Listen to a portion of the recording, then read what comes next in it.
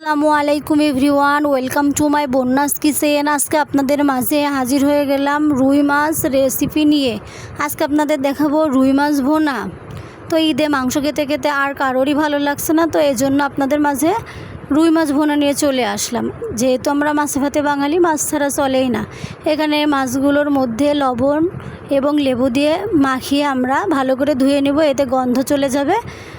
ভালো করে ধুয়ে নেওয়ার পর 1 চা চামচ ঝালের গুঁড়ো, 1 চা চামচ হলুদের গুঁড়ো এবং পরিমাণ মতো লবণ দিয়ে মাখিয়ে রাখবো আধা ঘন্টা থেকে 1 ঘন্টা। এতে মাছটা খুবই টেস্টি হয় রান্নার পর। এদিকে তেল গরম করে তেলের মধ্যে আমরা মাছগুলো ভেজে নেব। তেলগুলো যখন একটু ধোয়া উঠবে সে পর্যায়ে মাছগুলো দিয়ে দিতে হবে, তাহলে নিচে লেগে যাবে না। দেখুন মাছগুলো কত সুন্দর ভাজা হচ্ছে। উল্টে পাল্টে আমরা ভেজে নিব।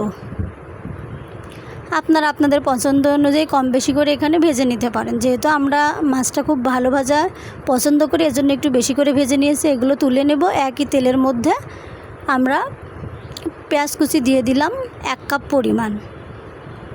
যেহেতু ভোনাতে একটু বেশি পেঁয়াজ না দিলে ভালো লাগে না, চাইলে আর একটু বেশি দিতে পারেন। তো একটু নরম হয়ে আসলে এর মধ্যে বাটা মশলাগুলো অ্যাড করে দিব। এখানে 1 চা চামচের একটু বেশি পেঁয়াজ বাটা, 1 চা চামচের একটু বেশি জিরা বাটা, 1/2 চা চামচ রসুন বাটা।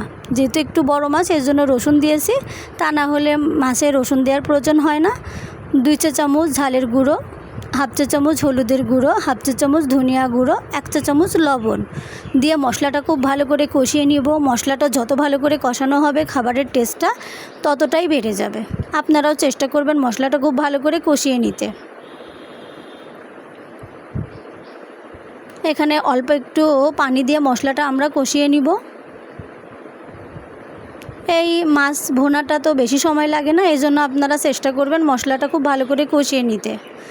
এখানে আরেকটু পানি নিয়ে আমরা আবারও কষিয়ে নিব। আমার ভিডিওটি ভালো লাগলে অবশ্যই আমার চ্যানেলটি সাবস্ক্রাইব করে বেল বাটনটি অন করে রেখে আমার পাশে থাকবেন। দেখুন প্রায় পানি শুকিয়ে আসছে। আপনারা চাইলে এ পর্যায়ে মাছগুলো অ্যাড করে মশলার সঙ্গে একটু নেড়েচেড়ে তারপরে ঝোলের জন্য পানি অ্যাড করতে পারেন। তো আজকে আমি পানি দিয়ে বলক তুলে তারপর মাছটা অ্যাড করে দেব। দেখুন এখানে খুব বেশি পানি দেওয়ার প্রয়োজন নেই, পরিমাণ মতো পানি দিয়ে আমরা বলক তুলে নিব। এই ভিডিওটি ভালো লাগলে অবশ্যই আপনারা বাসায় ট্রাই করবেন, আর খেয়ে যদি ভালো লাগে কমেন্টে জানাতে ভুলবেন না। দেখুন বলক উঠে এসছে, আমরা মাছগুলো এ পর্যায়ে অ্যাড করে দিব। দিয়ে ভালো করে একটু মাছগুলো ঝোলের মধ্যে দিয়ে একটু নাড়াচাড়া করে নেব। খুব সহজভাবে রেসিপিটা করেছি, অল্প উপকরণ দিয়ে। আশা করি আপনাদের ভালো লাগবে। দেখুন ঝোলটা একটু কমে এসেছে, তেলটা উপরে ভেসে উঠছে। আর যখন পুরোপুরি তেল উপরে ভেসে উঠবে সে পর্যায়ে বুঝতে হবে মাছটা অলমোস্ট হয়ে গেছে। দেখুন আমরা চুলাটা অফ করে দিব।